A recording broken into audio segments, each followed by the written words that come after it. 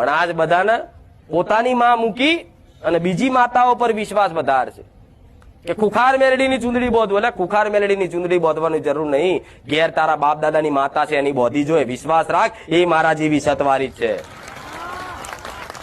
પણ તમને વિશ્વાસ અધૂરો પડે છે. તમને શંકા છે કે મારી માતા નબળી છે. કોઈ નબળી નહીં હો, કોઈ નબળી નહીં. કોઈની માતા નબળી નહીં, બધાની જબરી માતા છે.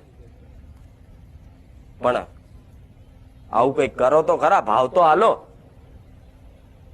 આ તો ગાડી લાયા, પેલા મેલડી માતા એ જશે, પાવાગઢ જશે, ફલાણે જશે, છેલ્લે ઘરની માતા આવે લે માં ગાડી લાયો. ચોલ્લા કદાચ કરી લે તો ચુંદડી તો બીજી માતાઓની જ હોય. કોઈક જે ભુવાન માનતો હોય કે ભુવાજી તમારા હાથે ચોલ્લા કરો, તમારા હાથમાં કોટા છે? હે, તમારા હાથમાં કોટા ઉગ્યા છે? અને ભુવાના હાથમાં શું ફૂલ હોય છે?